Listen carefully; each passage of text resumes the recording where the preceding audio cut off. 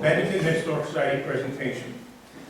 We have Jane Radocchia with us today, and she's really a pretty interesting person. I followed her around in many buildings, crawled through basements and attics, and she's pointed out things to me, and I learned an awful lot from her. She's a wonderful, smart person, and I'm just keep learning from her. But she's an old house architect. She's worked with over 1,200 owners of houses during 40 years of work. She's really been around. She teaches classes. You were in Savannah not long ago teaching some class. So it's interesting. And she's interested in how technology changes. And she's going to relate this to Elm Street. How Elm Street is it's a post-World War I street. And we're going to learn about how it developed and what people did, what they wanted, and it's going to be exciting.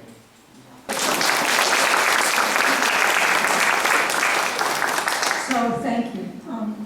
The reason you have that first picture is partly because this whole talk is because my sisters like to go to old antique stores, and they bought me the books that I got most of this information out of. This is an ad for bathrooms in 1924. And my sister, I showed this to my sisters, and they said, well, I said, I'm sorry, I can't look like that. I don't have anything that decorative, and the museum doesn't have any curtains like that. And they said to me, well, you're supposed to go as the maid. And yes, this is my sister's reaction. But really, truly, what I found is that in the ads and in the houses on Elm Street, and I'm talking about Elm Street from Dewey to where it becomes the old center. They were not there were not spaces for the help. If the help came, they came in afterwards. Or they came for the day.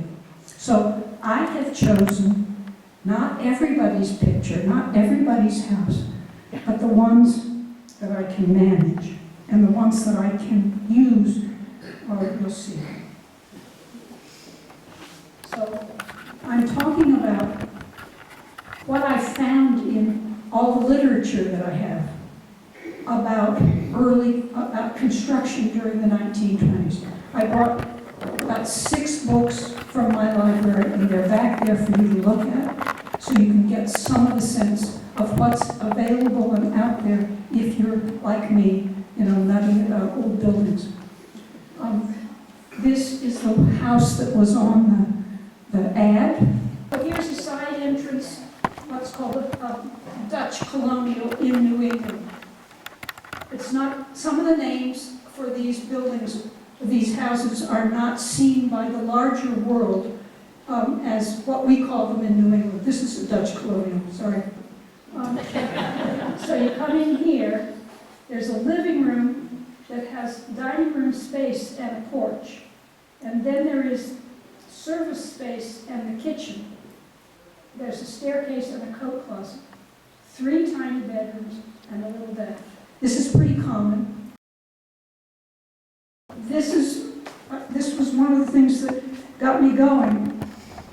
Now, the reason I didn't use everybody's house is because there's lots of trees. Okay. And Elm Street had elm trees, and they died. But you've gone back, you've planted trees again.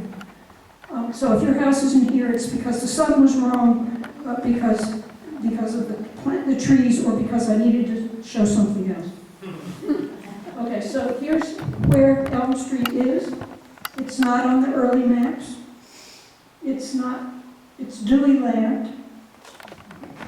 Here's where the railroad came through, and you can see Dewey Street comes across here, and there's Elm Street, but it quits. Okay, so it could go through to there, but it doesn't. And the old center's about there. Now, Charles Dewey's family house is over here. and his uncle, George Stewart, do I got it right? George developed Elm Street. Here it is. Here it is. And Charles's family house is over there. So Elm Street was developed by one person, and it began to be buildings. Now these, because we got through with the First World War, and we really were building many houses, and we wanted to go back to our colonial past. We were rejecting European involvement and even modernity, especially in New England. We went back to our history. Okay, but we have these houses on Elm Street, which date from this period.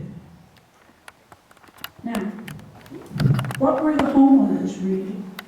They were reading magazines, and they were sharing the magazines, and they had these wonderful covers every month. The architects were reading the books, or the things that came out, and they had,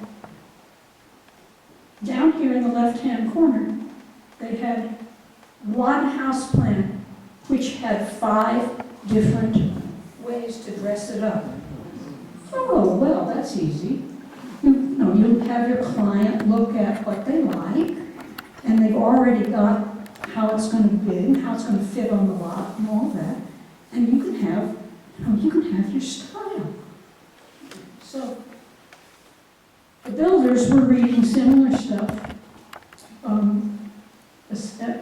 The first 2 are house pattern books that you could order the pattern, and it would come floor plan, elevations, construction drawings, and then all the parts and pieces are in that builder's catalog. Now, I don't have any idea why you would put 2 people in bathing suits on the builder's catalog. And I keep trying to figure that out. If you have an idea, just let me know. So pattern books are the same thing. There's one house, one floor plan over there in the right-hand corner, and 4 different houses. But here is a house that's ubiquitous over here on the left, in Elm Street.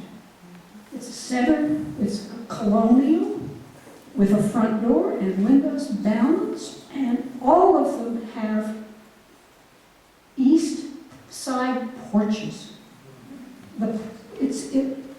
All the way up and down the street. Porches on the south side.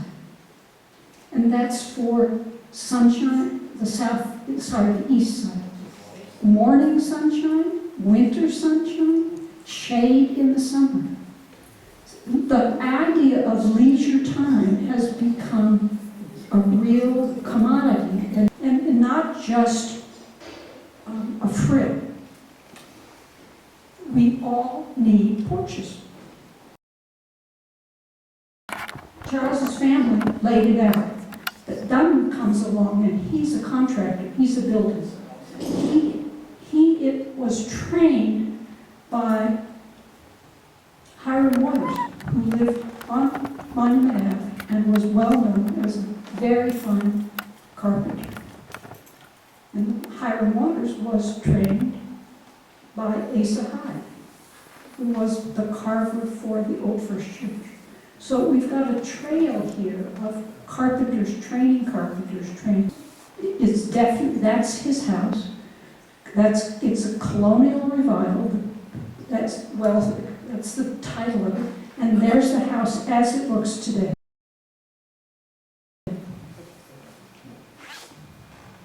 So up the street, you see the same thing.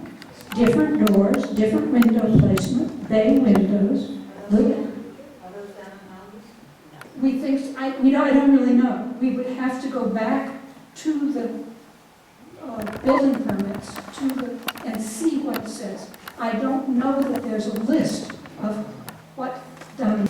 Indoors due east is a Dunham house. It's got the beautiful woodwork and the upper windows on the this is one of the things that Bob is going to tell you about at the end. Many people wrote to me, oh, here's my family history. I can't handle it. And besides, we do need to record it. It shouldn't be recorded by me. We're going to record them. We have a way now for you to put in your data, and we will be able to keep it.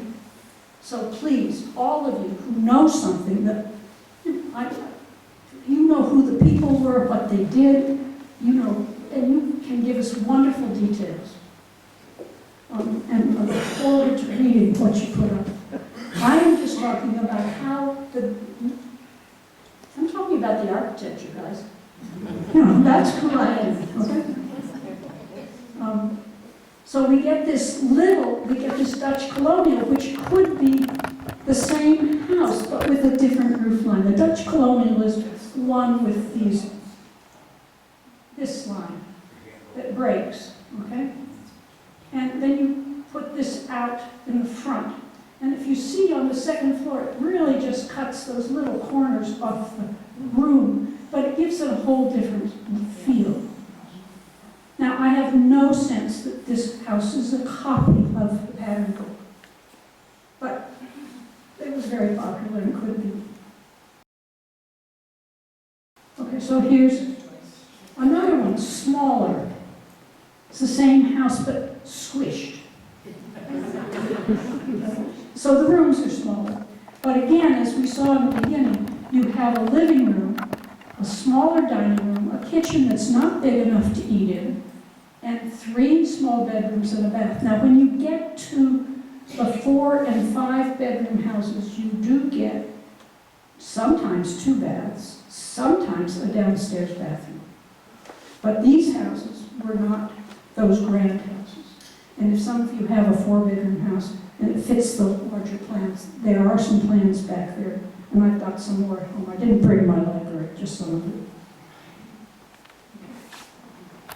So then we get the people who wanted not just the ordinary, but they wanted something special. Here's a brick house with a bay window in the front and a hip roof, okay? And then it's got that arch over the front door. That was very, very stylish. Okay? And you can see that wonderful drawing. Somebody looked at that and said, yes. But you'd have a colonial front door on it, guys. You should have a 1920s front door, if you want to be pure. There are some bungalows. They're also called craftsmen, and this was one that was most easy to photograph because of how it sits on the land.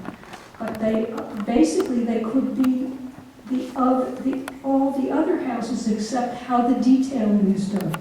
The columns are square, they're not round. All those eaves, all the details of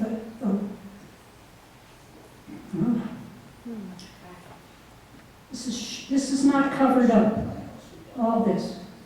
It would be covered up.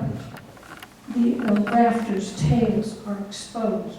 It's supposed to be more casual, but we don't. In the Midwest, they love this stuff, and there are several really nice bungalows around. But we don't do this very much.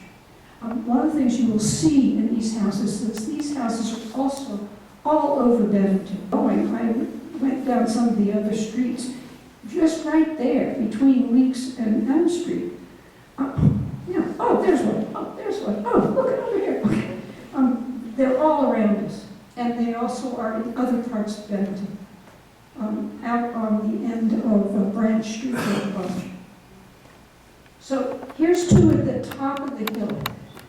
It's the same plan, slightly different window placement and front door placement. This is a tiny house, and maybe those lots were smaller, and there wasn't space for that.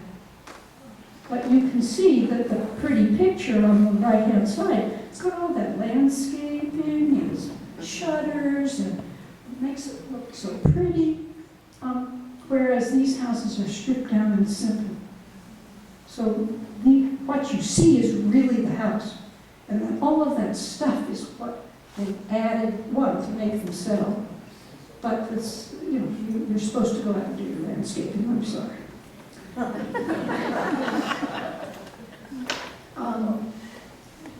And they have fancy front doors. Well, you know, you can dress up anything with a fancy front door.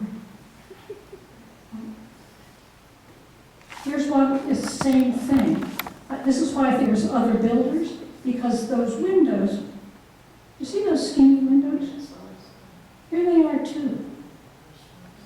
And I think it's a different builder with a different sensitivity. Hard time finding a garage with the right doors, guys, because those doors pretty much don't exist. But there it is in the backyard. It's a simple little house with those long windows. And here's this wonderful ad. What is that, a Model T? I don't know. One of you might be able to tell me. But that was also the new thing that everybody had. Everybody gets a driveway because you can afford a car. And that's very exciting. Okay. So, this is the only house that I know of in Bennington that I know is a house by mail. I've been through this house. It is not from Sears. It was a kit house from a company that was out near Buffalo that is no longer in existence. The house, and the reason we know is because the house in the linen closet has the labels of the company. We were able to trace the company back.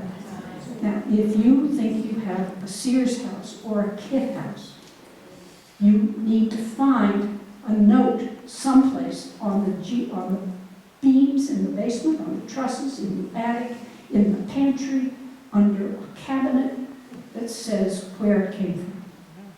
They came in boxcars on the railroad. I put back several other catalogs back there from other companies. Montgomery Ward made them, several private companies made them, like the one that we don't know about this one. And they went out of business after a while. There's a greenhouse over at Park McCullough that came in a kit. There's lots of garages around that came in kits. It was very, you had to have someone put it together. And often they were put together and changed as they were put together. Now this house has had lots of expansion and it's good. If we don't take care of houses and live in them, they won't survive. So if you don't like the kitchen you've got and you need to upgrade it and improve the electrical and the plumbing, please do, because the structure won't be there if it's not livable. The main house, the wing on the left-hand side is a porch that they enclosed. Basically, that's what the house looked like when it was built, without Halloween. And I'm sorry, this is when I realized that I hadn't got to take the pictures early enough. Because I know this house quite well. The next house I wanted to show you is the one next door. And in the period, this was a accepted design, and there's lots of them in neighborhoods around Boston. And I haven't seen very many around here, but it's Tudor, it's English, it's not colonial, but it's got all of these angles, and when I saw these pictures, that roof with the shingling and the stucco that emphasizes the lines, the angle over here with this side roof and the little door and the roofs coming down, the angled roofs right there, how they butt into each other. When we paint our houses white, they may never have been intended to be white. We get into this thing and we just think white's the color. You know, we're in New England, we're in Bennington. You know, but maybe it's not. So, what did we do on the outside? We're going to go in the inside. And I want you to see that we were doing insulation and we were doing sheetrock. Before this, houses had lath and plaster, and lath and plaster still continues because sheetrock is new, and of course the old-time builders don't like the new. They prefer lath and plaster. And also the plastic, the sheetrock. I have a house 1920s, early. It was a rental before I bought it, and it had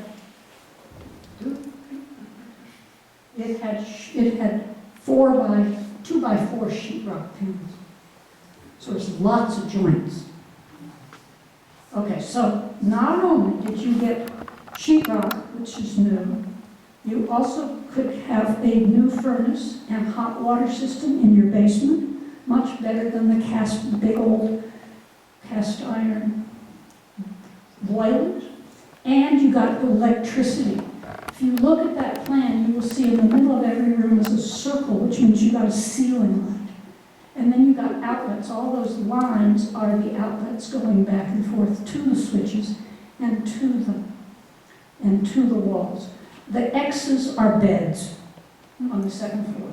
So on that sun porch, which is on the left-hand side, on the lower drawing, there's only one light on the outside, on the porch.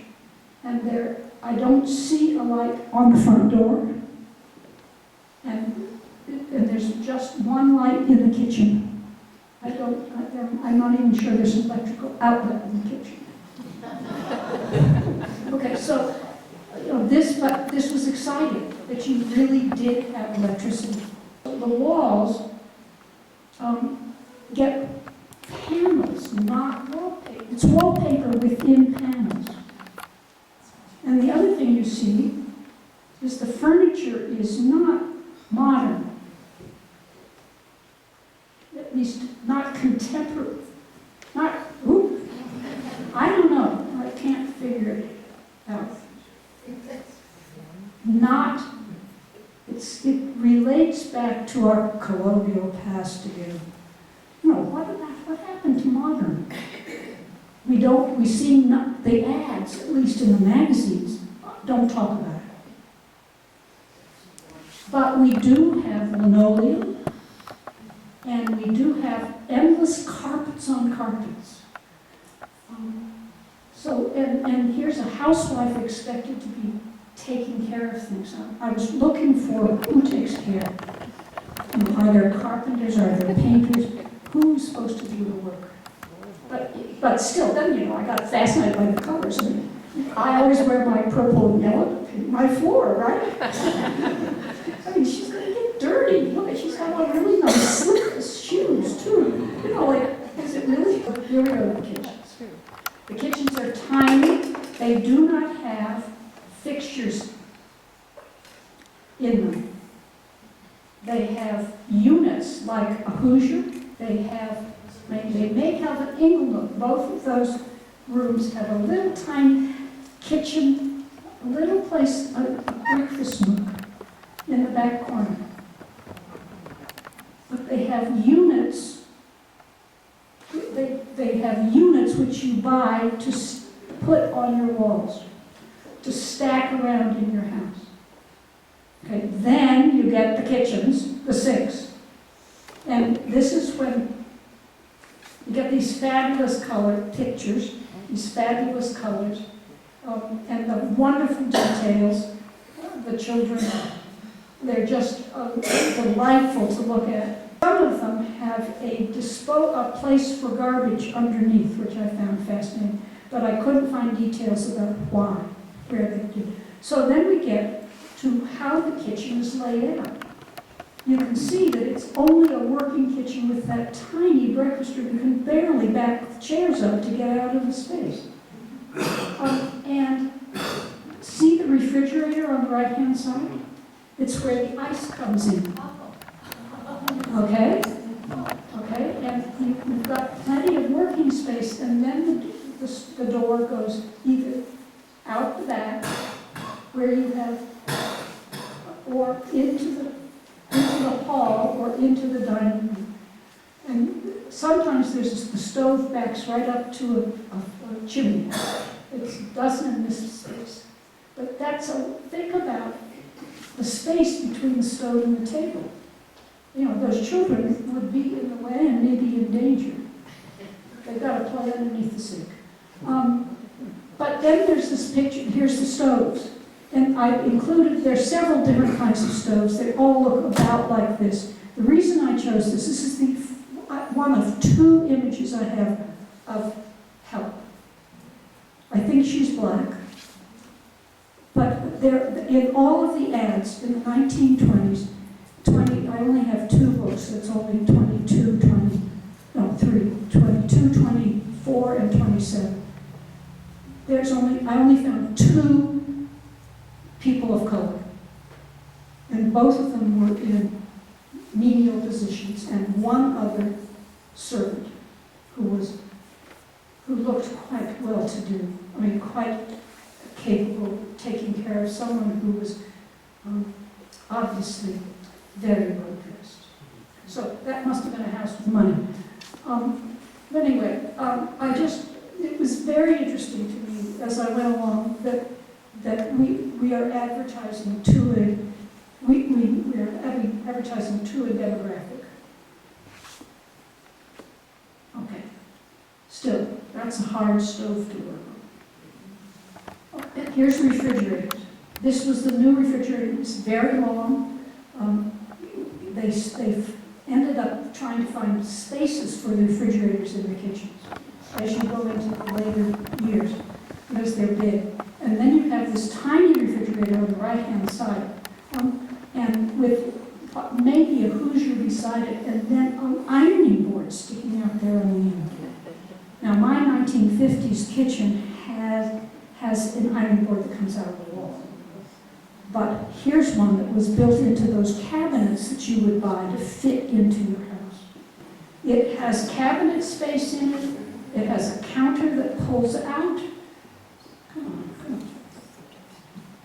It has a counter that pulls out. It has a sifter for flour right there on the edge, that thing that's curved.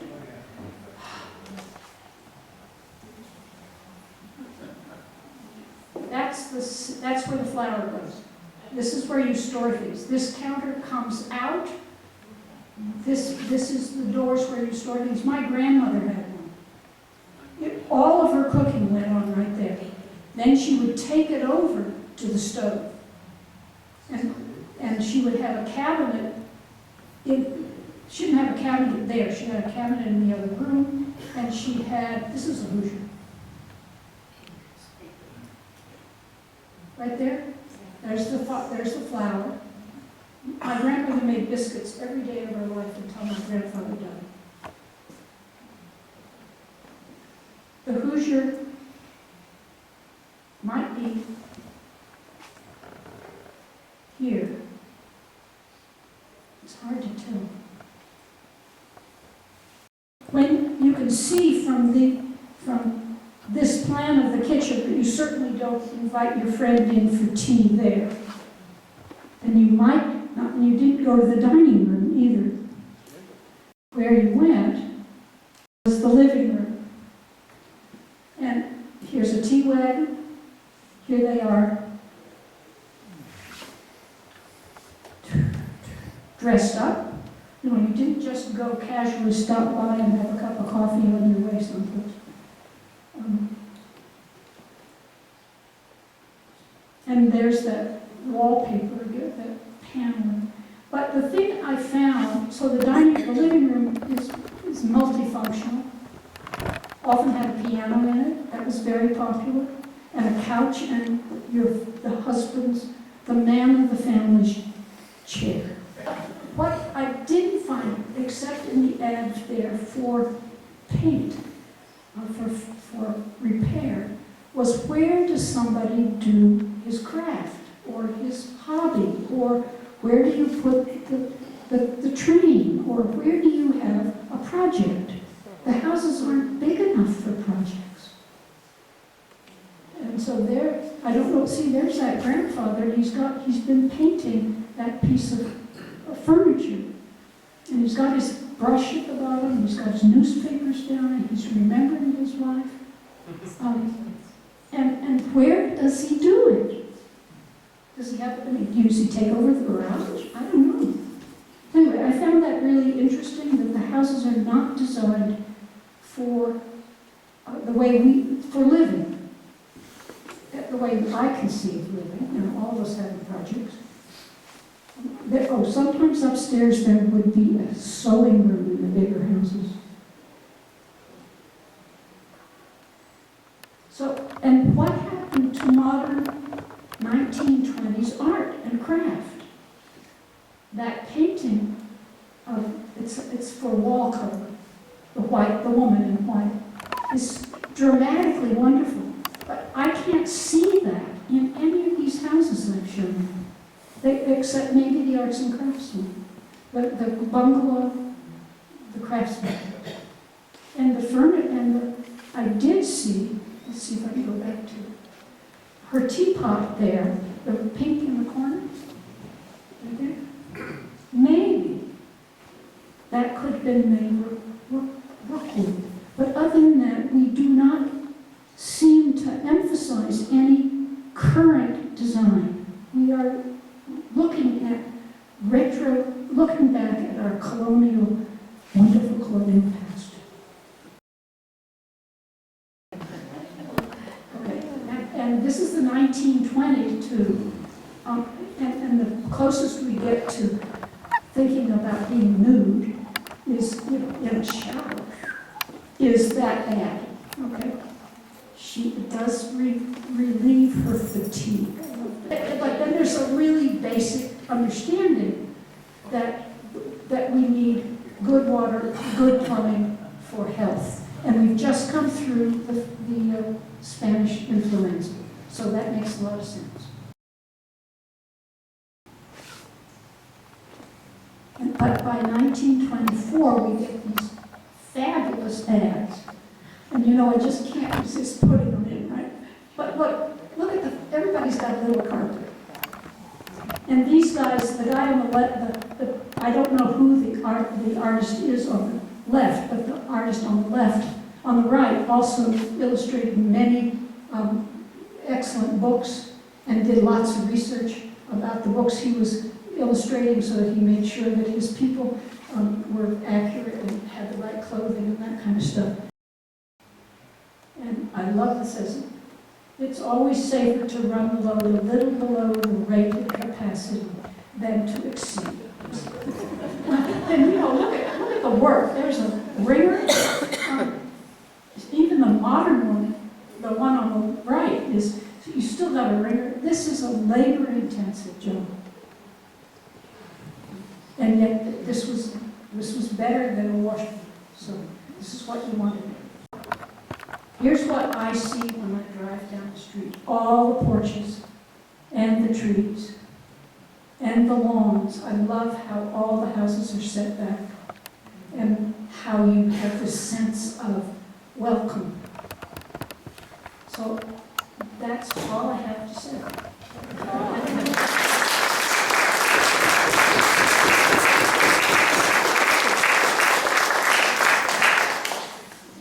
Bob said, when did they switch from coal to gas? I would say in the 60s, 50s.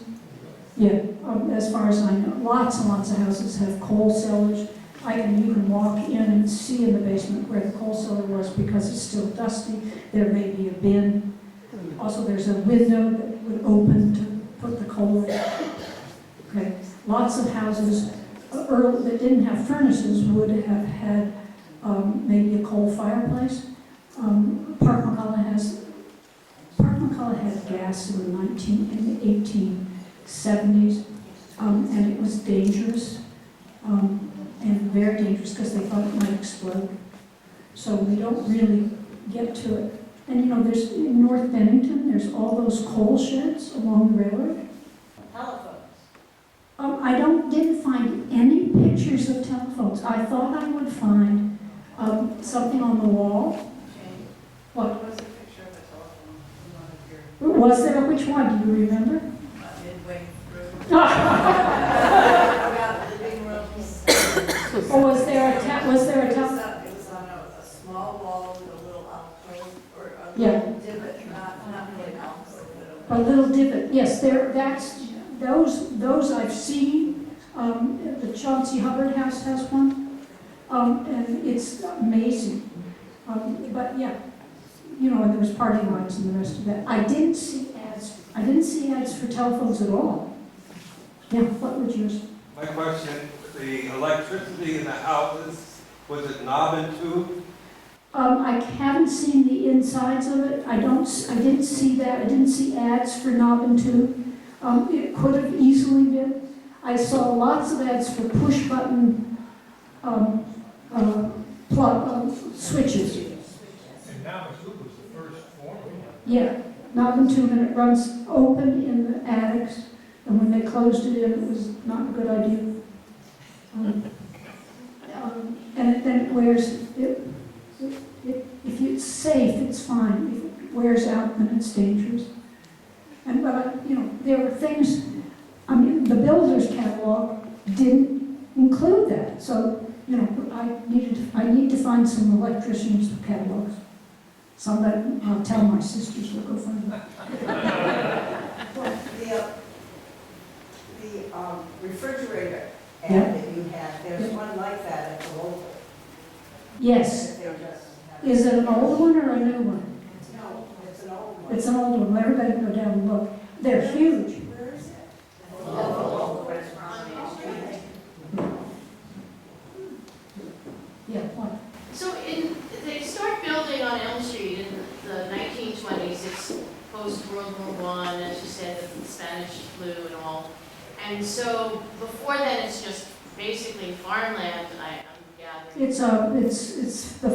It's farmland, but it's growing horses. Oh, okay. And then, so in Bennington, before electricity comes in, and I don't know what year electricity came in, before that, we must have had natural gas lighting, right? We had kerosene. Oh, kerosene, okay. Natural gas lines and things. I haven't run across them, but I haven't really, it's very possible. I haven't read anything about, or I haven't found anything looking in houses where there's a gas light that you turn up. Park McCullough has gas lights in the barn that you turned up, but they had a gas tank buried in their front yard. Because, you know, on Monument Avenue, Mm-hmm. there used to be gas lanterns, but I didn't know if it was natural Well, you go and gas. turn them on. Yeah, but I didn't. Yes, but I don't know where maybe the gas came down the road Yeah. and came in the house. Yeah. I've seen in Andover, Massachusetts, the gas line coming into the house, Right. but I have no date for it. What? The town office, at one time, had gas lights. And for a long time, there was one on the wall, an old gas light. Okay. It's not, I think that's gone now, but it did have gas there. And I think my mother said there, way back, there was gas streetlights for a short time, but I think the arc lights came to Bennington about 1880, along in there, 88, maybe 87, along in there. And of course, downtown had lights, electricity, Mm-hmm. but out on Harwood Hill, where we are, Mm-hmm. I was told that the electric power came out there about 1970. I think some of you better go do the research. No, it'd be fun to know, because it would just add on to the understanding of how the town grew and developed. And of course, you know, it's easy to grow out from where the gas company is and the gas tanks are. And there's certainly, I was thinking about the gas domes that were in places like Troy. And I really have never really bothered to research them beyond Bennington used to have, they had soft coal, and they cooked it, baked it that. Okay. to make the gas, Mhm. and then the gas went through the pipes in the street. But that's downtown Bennington, that's not out in the rural area. But even in there was gas in the street with pipe through Okay. the streets. So, question? I know this isn't concerning architecture particularly, do you have any idea of what kind of families would move into the Elm Street houses? Bank residents? Bob knows a lot about that, and there's a list of who lived, and there are people from all kinds of different walks of life. The upper end, where it becomes Monument, the old center, has the grand houses. And the bigger houses certainly had larger families, but we have people who were laborers, people who worked at the hospital, people who were bookkeepers, and people in the stores downtown, people who walked to the mills. It's an excellent place to live because you can walk to everybody, to everything. The train is right there. Elm Street Market would have been your local market. It seems to have had a great variety of people. One of the things that I tried to show you is that it has a great variety of elegant and simple houses. They're not all the same. It seems to me people came and bought land or bought their plot and decided what they could build. Maybe there were some speculators. The apartments, the two-family houses, I think, may have been speculators or landlords. But there's a whole lot of different people in there. What? Jane, do you have any idea what the cost range might be when those houses were built? No idea. I haven't even, you might find that in the deeds. It would say how much something was. But it might not even be relevant. I mean, I don't know what, I would have to extrapolate the money to what it was to do. I can tell you that I owned a little house like that I told you had sheet rock. I bought it, it was $33,000 in 1974. It last sold for 700 and something.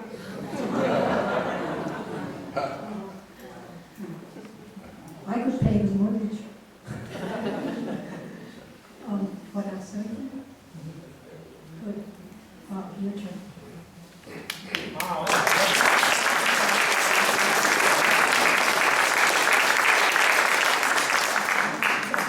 Wow. I got notes here, things to assign us. Well, that was great. That was great. And I want to unveil a program that the Bennington Historical Preservation Commission has put together. Tom Blakely, you're here someplace? Tom's over here. He's a real computer whiz. He's created this Star Wars system where we can go in, we can upload pictures of houses, we can upload historical data on the house, your bill, all kinds of stuff. And we can do it for every building in Bennington. He did it off the grand list, so we're busy, Tom and I are busy inputting houses, we got pictures of what pictures we have, and now we're going to reach out to the community. If you have a house in the town of Bennington here, I've got a building survey form, and they're on the back desk here, back table. We're asking for basic information on the house, date of construction and alterations and any historical narrative, who lived there, and we'll get that information, and we're going to verify it, and then we're going to put it in the system. So if you want to be part of this, we welcome it. And this is something that Jane and I have been wishing to do for 10 years. So the forms are back there. Get it, fill it out. You can give it to me. You can bring it into the regional history room, which is right over there, where they're Mondays, Thursdays, and Fridays. In the afternoons, you can bring it over, or you can email it to us, and we'll work on it. So get a form and fill it out. If you don't, we'll track you down. One of the reasons that I really hope you'll do this is because I lived in Andover, Massachusetts, before I came up here, and we had one. And when you were wondered to know about construction, I did an awful lot of construction, and I went into every house that I was the architect for, knew the framing, looked at the basement frame, the attic room. When you were, what's this? You could go back to the deeds, back to who would own the house when, and you could see that somebody buys the house and like 2 or 3 years later, there's something new. They're remodeling it to suit themselves. They're updating it.